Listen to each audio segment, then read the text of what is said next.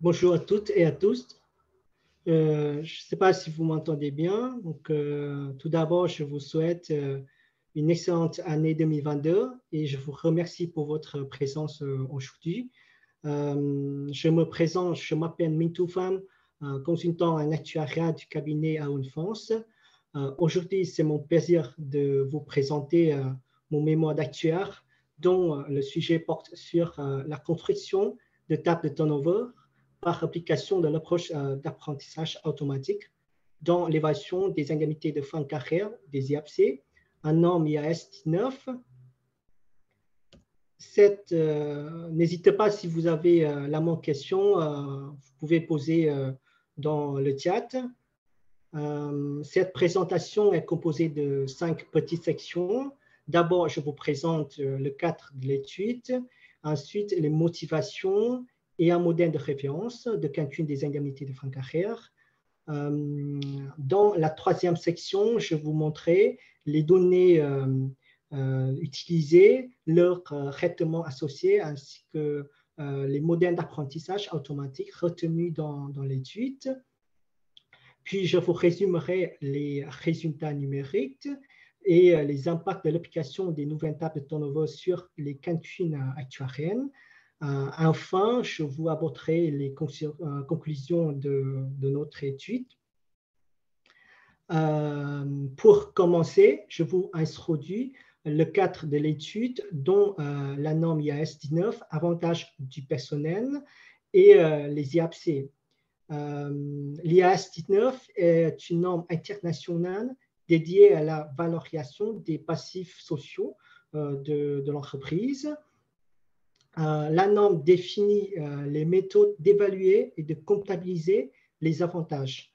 Comme vous savez, au-delà de salaire fixe et variable, un salarié, le salarié d'une entreprise peut bénéficier des autres avantages. Notre étude va concentrer sur les indemnités de fin de carrière qui font une partie des avantages postérieurs à l'emploi.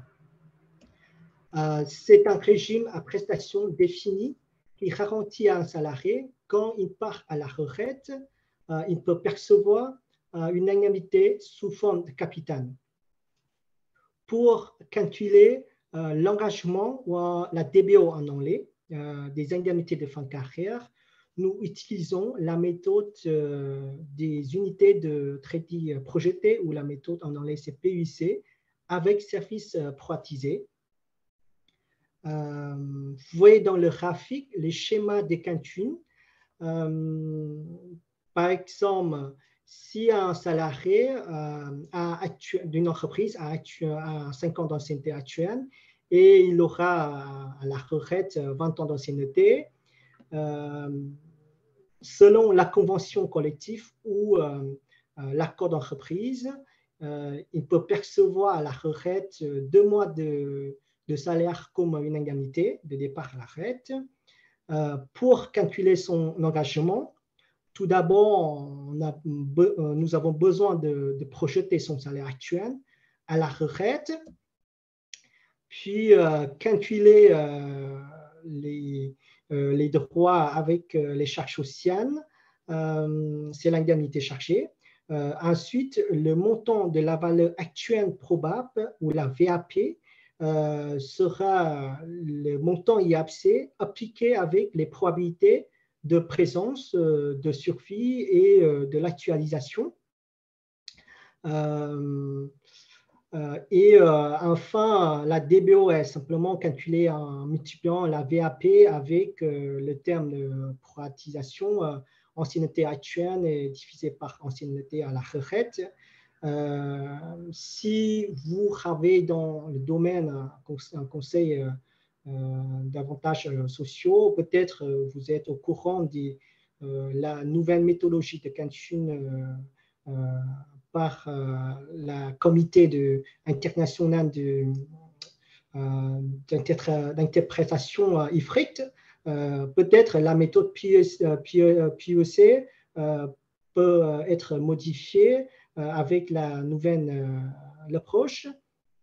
mais ce n'est pas vraiment l'intérêt de notre étude, juste pour présenter dans cette slide, c'est la méthode classique avec, on peut dire, avec les barèmes des droits non plafonnés. Ensuite, je vous présente maintenant le contexte et les motivations de l'étude comme présenté dans l'exemple. Pour calculer la valeur actuelle probable, nous avons besoin d'une hypothèse sur le taux de turnover pour estimer la probabilité de présence du salarié au moment du départ à la retraite. Contrairement aux autres hypothèses actuarielles comme le taux d'actualisation ou l'étape de mortalité, l'hypothèse de turnover n'est pas clairement définie dans la norme. Donc, il y avait des débats sur la modélisation de turnover.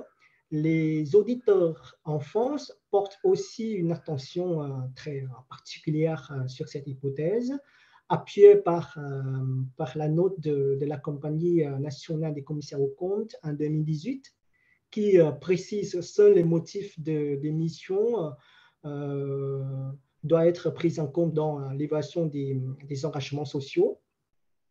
Donc, comment l'hypothèse est construite en pratique? Nous estimons le taux de sortie par à chaque H basé sur les données de démission historiques et les méthodes statistiques comme le lissage. Cependant, nous avons observé, pas seulement sur l'entreprise de l'étude, mais aussi sur les autres clients, de nombreux écarts entre le turnover réel et le turnover choisi dans l'hypothèse. Donc, ça crée systématiquement des écarts actuariels importants reconnus en capitaux propres. Donc, le problème vient de la modélisation de turnover. Par exemple, plusieurs facteurs qui pourraient avoir des impacts significatifs sur le taux de démission, mais n'ont pas été pris en compte dans le modèle, par exemple le salaire, le sexe, la zone géographique, etc. Donc, nous pensons à des modèles d'apprentissage automatique pour estimer le taux de turnover, car il y a quelques avantages qui nous ont motivés. Ce sont les développements des techniques dites machine learning, et l'amélioration de la puissance des calculs des ordinateurs qui promet de bonnes estimations. Aussi, l'entreprise choisie dans l'étude a une base de données de volume très vaste qui pourrait améliorer la qualité de prévision. Nous avons donc proposé dans cette étude une nouvelle approche pour déterminer le taux de turnover au niveau individuel avec l'aide des modèles d'apprentissage automatique. Les objectifs de cette étude sont d'examiner les optimités des techniques d'apprentissage automatique et de voir comment ces techniques peuvent aider à construire des tables de turnover au niveau individuel, c'est-à-dire en fonction de caractéristiques propres aux salariés, avec l'aide des modèles d'apprentissage automatique. Cela conduit à répondre aux 4 questions clés suivantes. Quel est l'algorithme le plus approprié pour prévoir le turnover? Quels sont les prédicteurs importants pour déterminer le taux de turnover? Comment construire des nouvelles tables de turnover? Et quels sont les impacts de l'application de nouvelles tables de turnover sur l'évaluation des IAPC?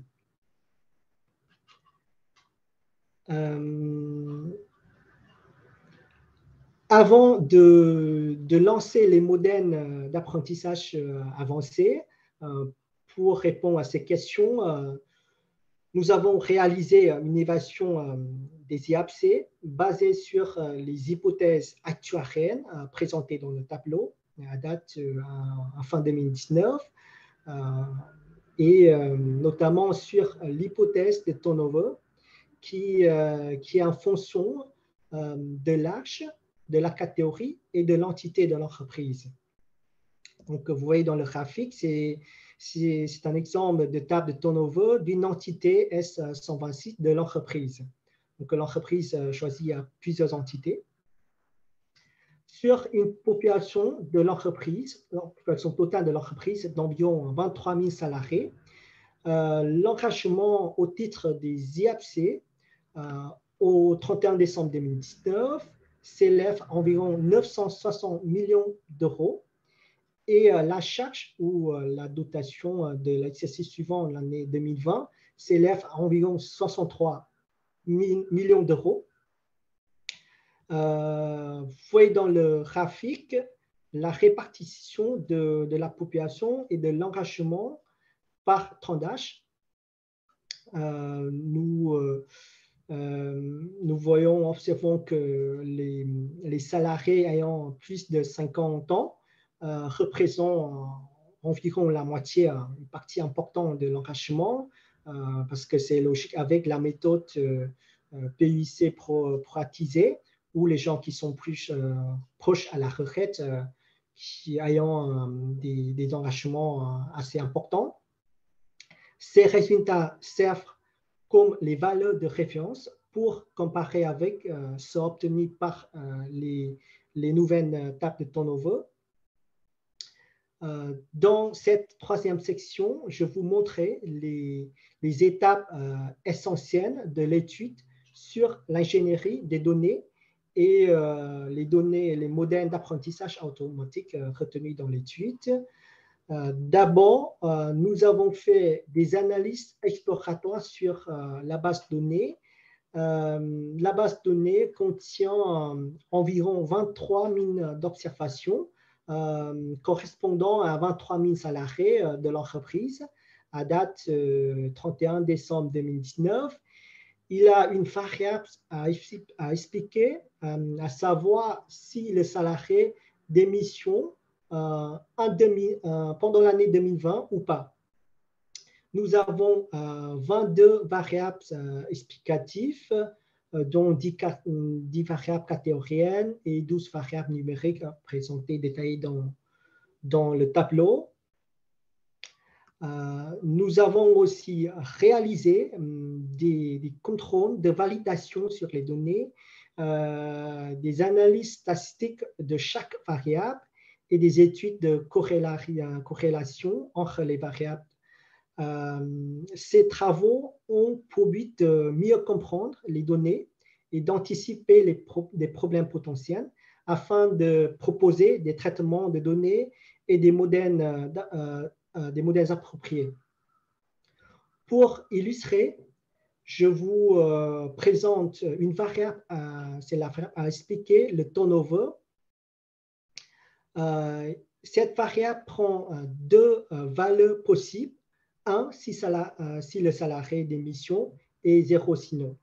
Il y a seulement 4,13%, soit 963 salariés sur environ 23 000 salariés qui ont démissionné pendant l'année 2020. Donc, les modèles d'apprentissage automatique appropriés sont ceux de classification. Nous rencontrons ici aussi le problème de classification déséquilibrée où la modalité d'intérêt, ici c'est la modalité 1 des missions, a très peu d'observations. Cela pourrait impacter négativement la qualité ou les résultats de prédiction. Par exemple, si par exemple un modèle de prévision prévoit que tous les salariés restent dans l'entreprise, nous avons quand même 96% de l'exactitude de prévision. Par conséquent, nous avons besoin des techniques afin de traiter ce problème.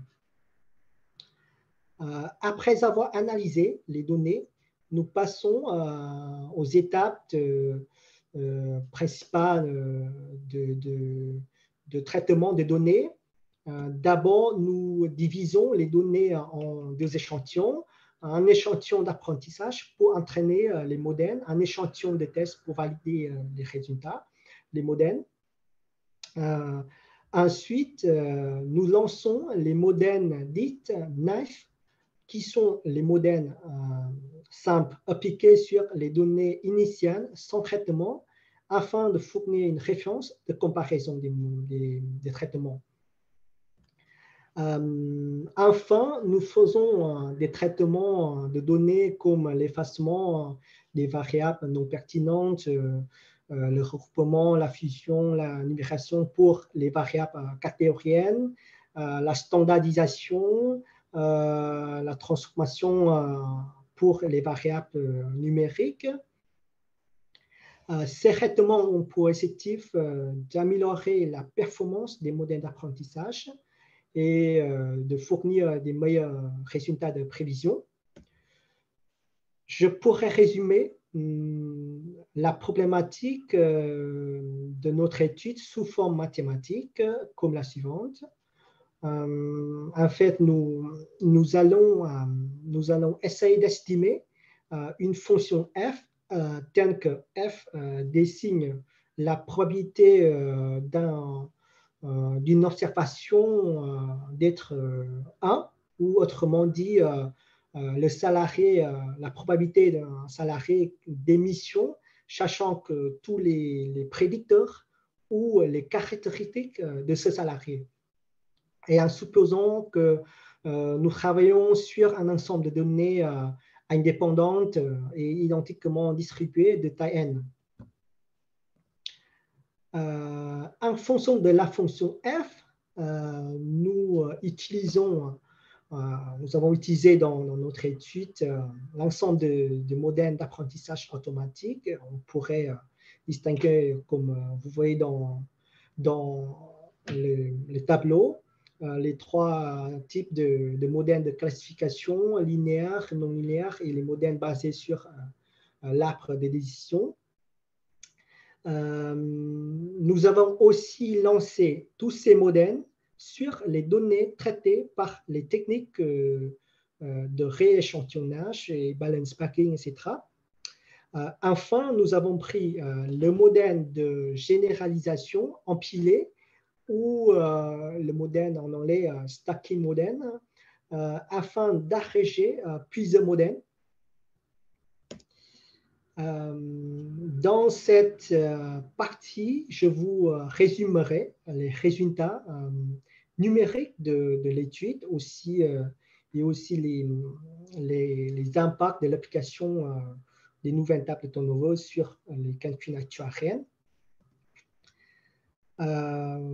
Pour comparer la qualité de prévision des modèles utilisés, nous avons utilisé dans cette étude le critère d'évaluation, l'AUC ou l'air sous la coupe ROC.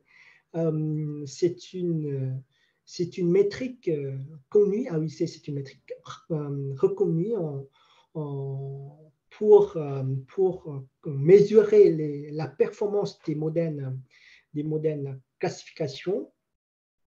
Juste pour rappel, plus l'AUC est ronde et proche à 1, meilleure qualité de prévision. Donc, vous voyez dans le tableau l'ensemble des modèles par les colonnes, l'ensemble des modèles utilisés, et par ligne, la première ligne, c'est les résultats AUC sur les 3 modèles de base de modèles naive, qui sont les modèles étudiés sur l'échantillon initial, sur les données sans traitement, et après les AUC obtenus par les données traitées, par les techniques de rééchantillonnage ou les techniques backing. En comparant les AUC, nous observons que les performances des modèles d'apprentissage automatique sont meilleures que celles des modèles de Knife, d'où l'efficacité des traitements des données. Aussi, d'ailleurs, les techniques de rééchantillonnage ont amélioré la qualité de prévision dans plusieurs modèles, comme vous voyez.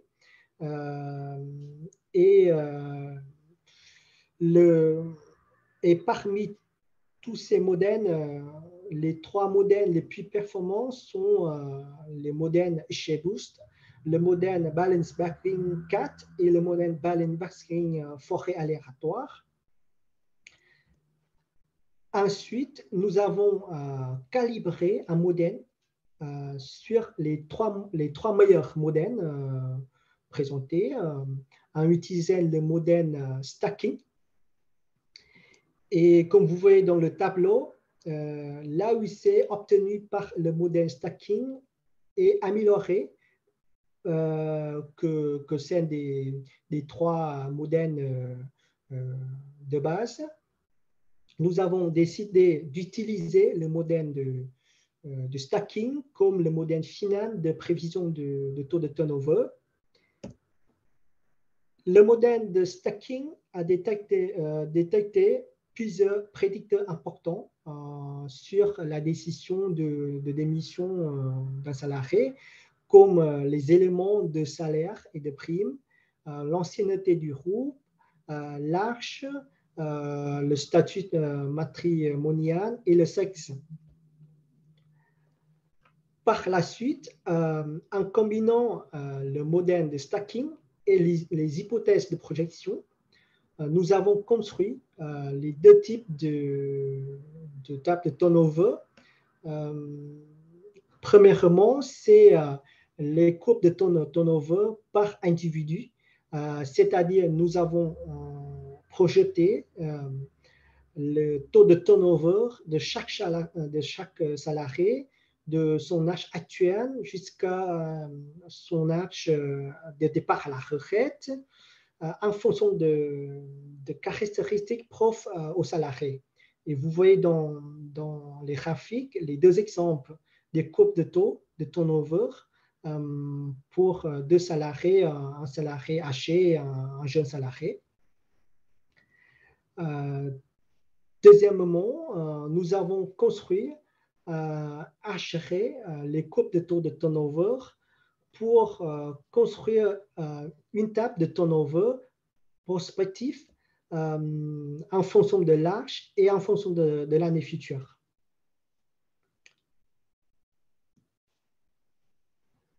Enfin, nous avons utilisé ces nouvelles tables de turnover pour estimer les impacts sur l'engagement des IAPC. Dans le tableau, nous rappelons les résultats des modèles de référence avec les tables de turnover actuelles de l'entreprise et aussi les résultats obtenus par les 2 modèles. Modèle 1, c'est le modèle avec les courbes de turnover individuel et le modèle 2, c'est le modèle avec la table commune prospective. Et vous voyez dans le tableau, les nouvelles tables de turnover ont des impacts assez importants sur savoir l'engagement et aussi la charge ou la dotation de l'exercice suivant.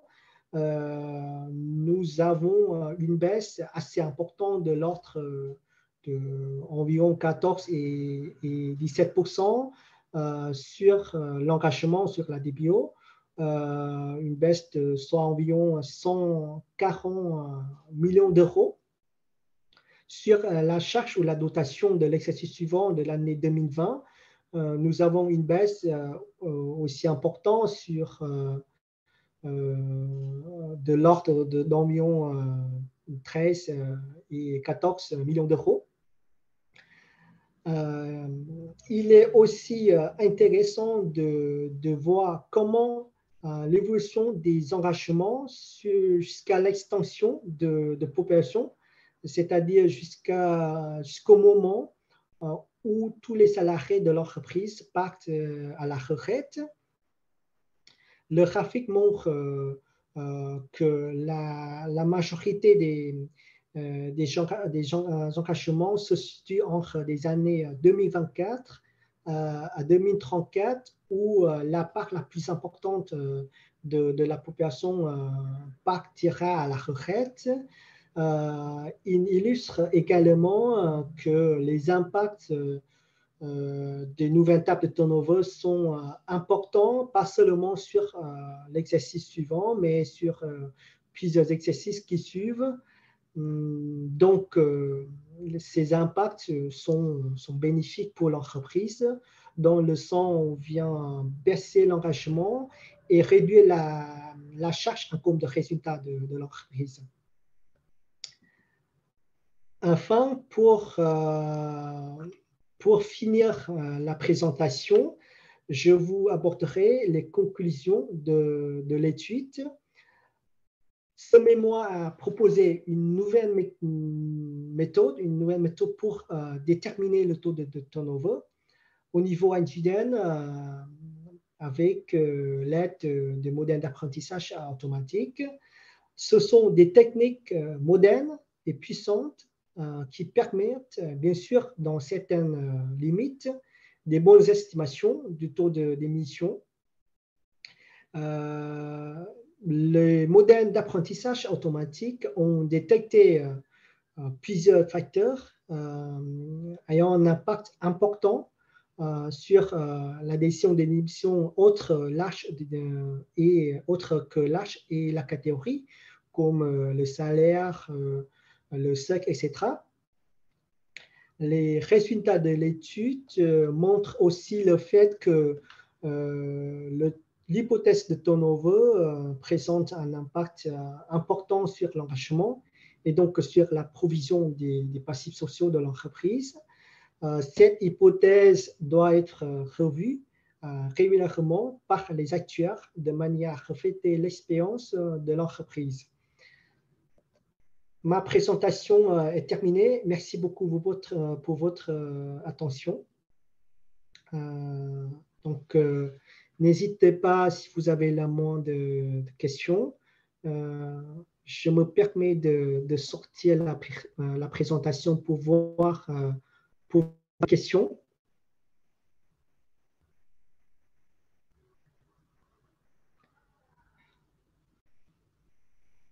Merci.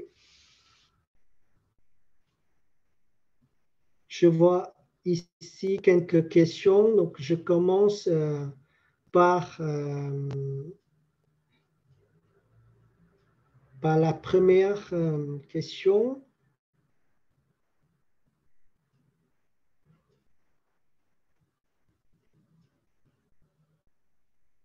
L'année 2020 est une année atypique, notamment pour les démissions. Et est-ce que c'est pertinent d'utiliser cette année pour l'étude? Vous avez raison. En fait, pour cette entreprise de notre étude, il n'y a pas vraiment d'impact particulier sur l'année 2020, où on connaît que dans certains secteurs, il y a beaucoup plus de missions, ou dans certains secteurs, il y a moins de missions. Ça dépend du secteur de salariés, d'entreprise.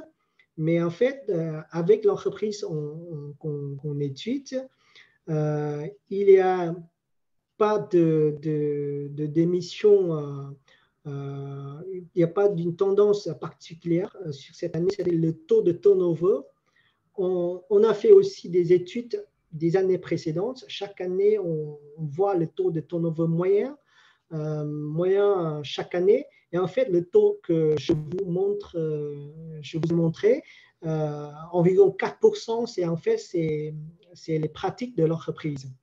Et bien sûr, dans mon étude, c'est une étude sur une année de taux de turnover. Bien sûr, on peut faire attention avec les années particulières où il y a beaucoup de démissions, où il y a très faible de taux de turnover.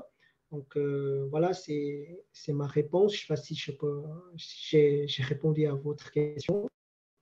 Je présente aussi dans, je ne sais pas si vous voyez mon écran, j'ai noté aussi les limitations de mon étude. Par exemple, aussi c'est en fait sur les hypothèses de projection ou en fait sur le taux de turnover. Dans la troisième section, vous voyez sur les éléments spéciaux, notamment sur la risque sanitaire, etc. Donc peut-être il y aura des impacts particuliers par année. Donc cette étude, peut-être, ce sont des axes d'amélioration.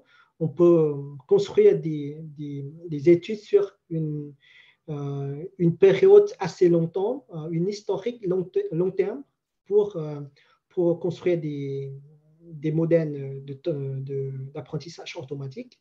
Mais en fait, ce sont des travaux complexes et ce n'est pas le sujet de mon étude. Je reviens, deuxième question.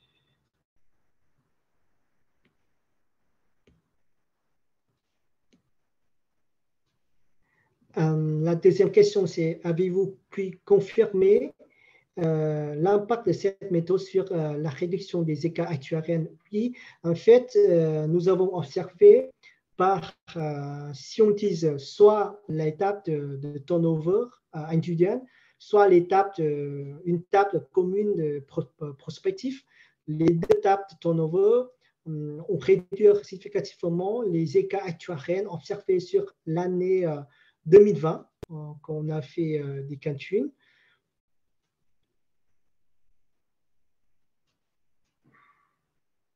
Est-ce que les CAC ont validé cette nouvelle étape de turnover?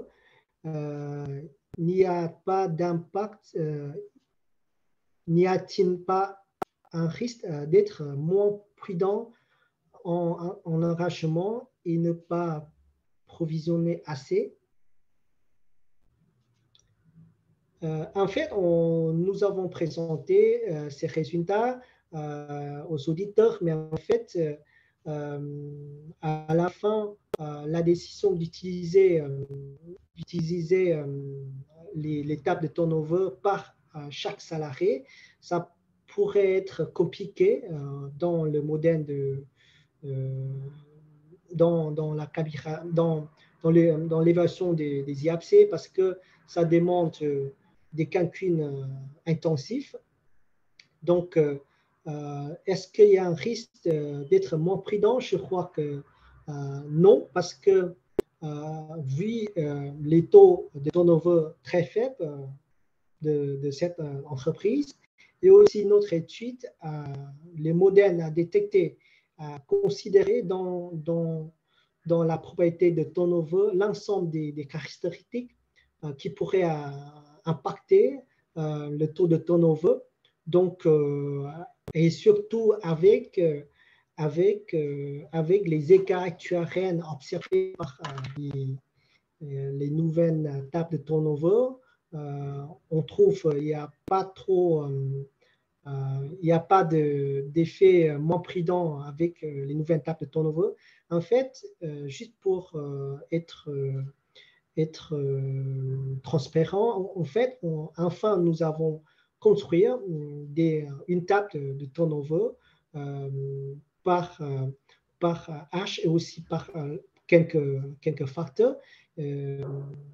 C'est par l'étape par salarié, mais cette étape et avec la table dans l'étude, il n'y a pas trop d'écarts assez importants.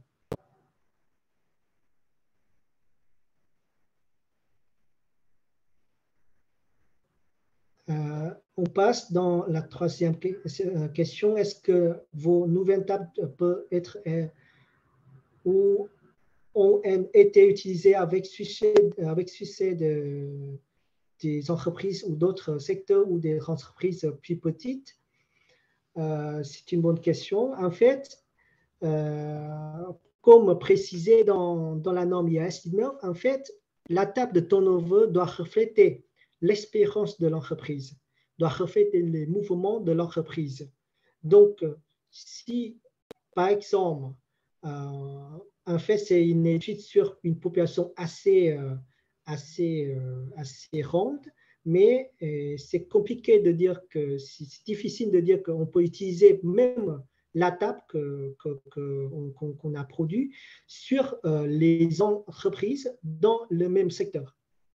En fait, il faut toujours faire attention. Est-ce que, par exemple, dans ce secteur, est-ce que vraiment les taux de turnover, c'est faible? Est-ce que dans une entreprise particulière, toujours dans le secteur, mais peut-être ils ont des tendances différentes, des taux de turnover moyens différents. Donc, pour utiliser une table commune pour l'ensemble des entreprises, il faut qu'on fasse une étude sur une population plus large et de voir l'ensemble des critères, pas seulement les prédicteurs que je présente. C'est aussi une limite de mon étude parce qu'il n'y a pas seulement les effets comme le salaire, comme le sexe, mais aussi des autres prédicteurs, des autres variables qui pourraient impacter significativement sur le turnover. Donc,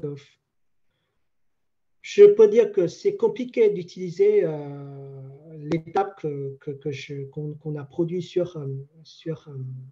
pour les autres entreprises, mais on peut utiliser la méthode qu'on a utilisée, la méthode et les modèles d'apprentissage automatique qu'on a proposés. Parce que ces modèles peuvent être s'adapter à chaque population. On change les populations, on change quelques paramètres dans les modèles, mais on peut utiliser l'approche des modèles.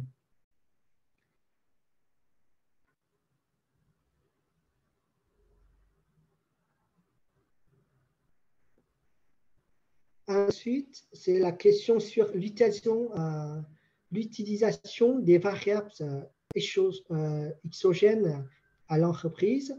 Exemple, niveau de chômage, l'environnement géographique. Oui, comme je viens de dire, il y a beaucoup de prédicteurs qui pourraient aussi des impacts sur le turnover, même si le niveau de formation, pourquoi pas, l'environnement géographique, oui, pourquoi pas. En fait, dans notre étude, il y a la zone géographique, mais peut-être l'environnement géographique, la distance et le lieu entre le lieu de travail et le domicile, etc. Donc, il y a toujours beaucoup d'effets, beaucoup de variables qui pourraient impacter. Donc, il faut qu'on fait une autre étude complémentaire pour s'intéresser ces variables dans notre modèle.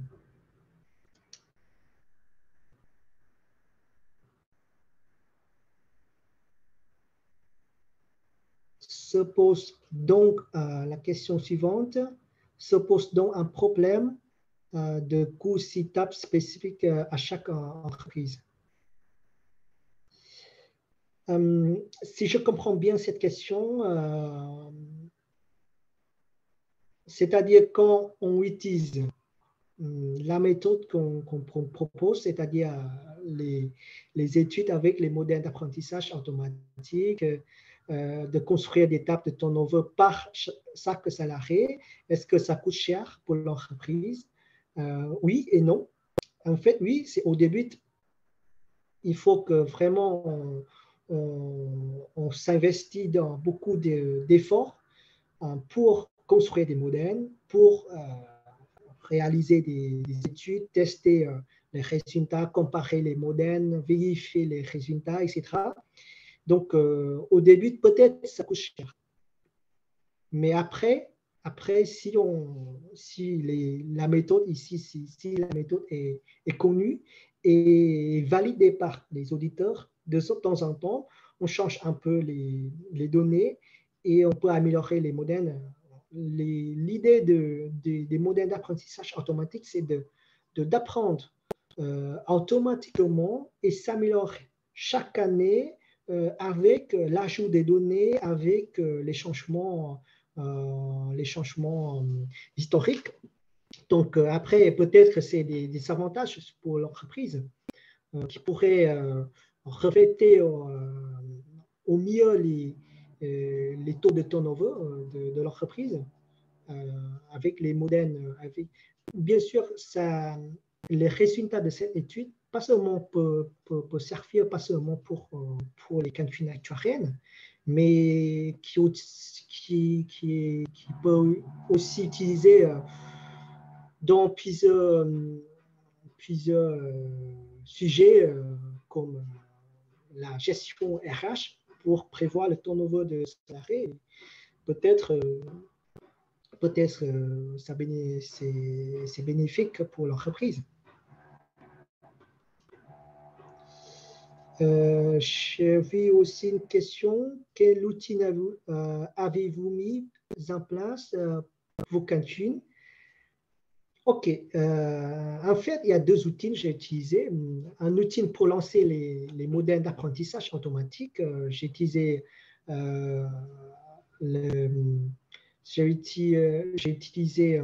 Python. Et pour réaliser les calculs actuariels, les indemnités de fin de carrière avec les calculs des engagements DBO sur la charge normal cost, etc. Donc, j'ai utilisé, dans mon étude, j'ai utilisé XN avec les macros VBA, mais chez mon entreprise, on utilise un outil interne qui s'appelle Proval.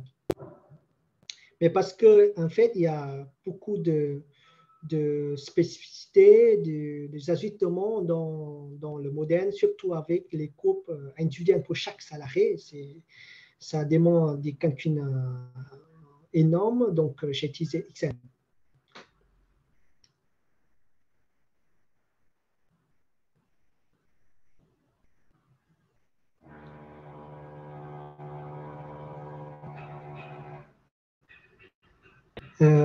Une autre question. Quelles surprises avez-vous rencontrées, modèles présentant des résultats différents aux autres, variables explicatives surprenantes, évaluation du taux de turnover non linéaire, s'infléchissant de manière surprenante? Oui, en fait, quand j'ai lancé les calculs, il y a pas mal d'observations, je peux dire, assez intéressantes. Par exemple, on observe qu'il y a pas mal de variables qui sont très corrélées. Donc, par exemple, les valeurs apparentes, quand on lance les modèles, parfois, si avec les données traitées, les méthodes utilisées pour traiter les données, ça sort les résultats qui ne sont pas bons. Donc, c'est le but de notre étude, c'est par exemple, d'utiliser les modèles d'apprentissage automatique pour traiter les problèmes de données, par exemple la corrélation, multicorrélalité, pour, par exemple, optimiser les fonctions, les critères, les variables, les paramètres de chaque modèle pour qu'afin on puisse améliorer la qualité de prévision.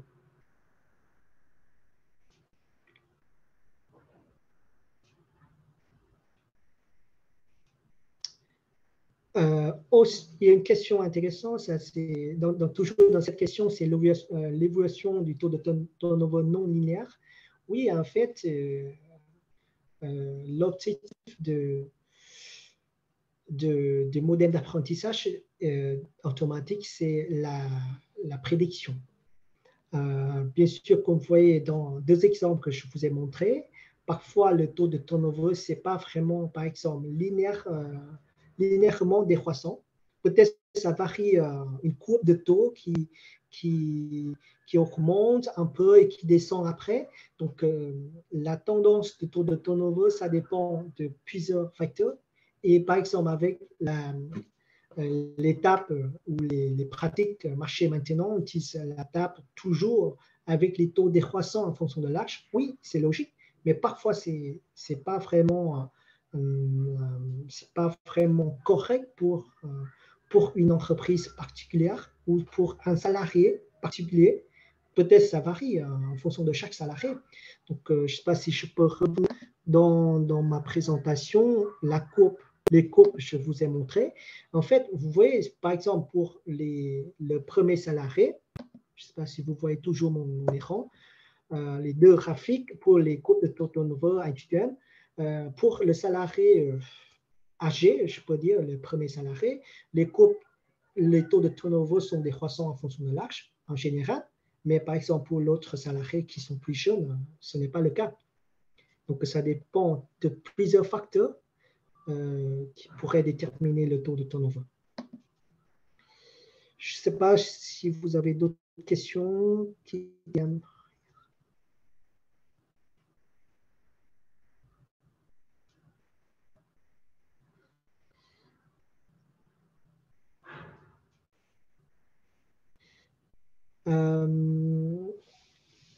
Quelle approche a été retenue pour l'exercice suivant? En fait, dans mon étude, j'ai présenté deux types de tables de turnover.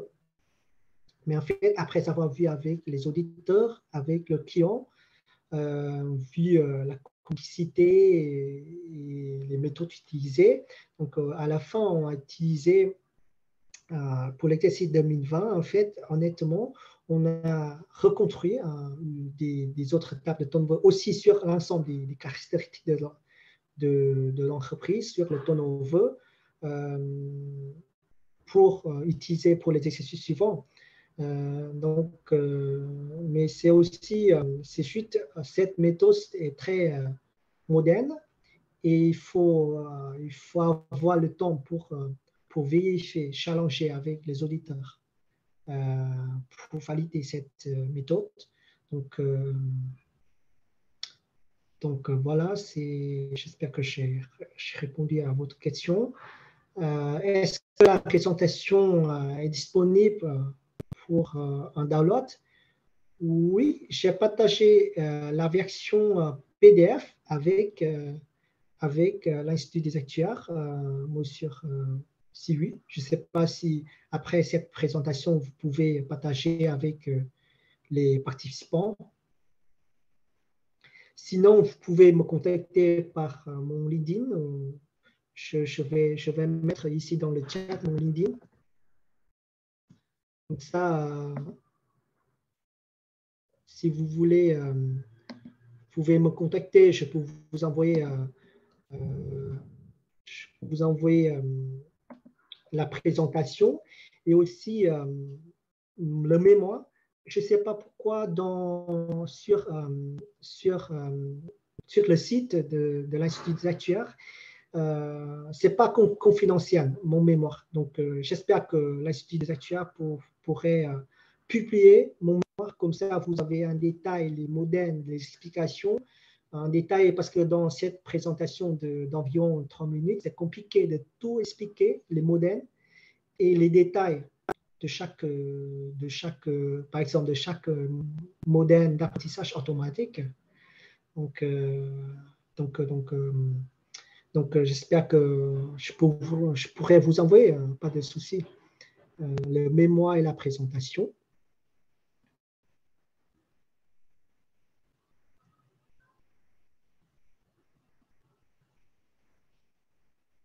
merci beaucoup de votre attention et de votre présence. Donc, je ne sais pas si vous avez d'autres questions, sinon je pense qu'on peut s'arrêter la présentation d'ici. Donc, je vous souhaite une excellente journée et à très bientôt.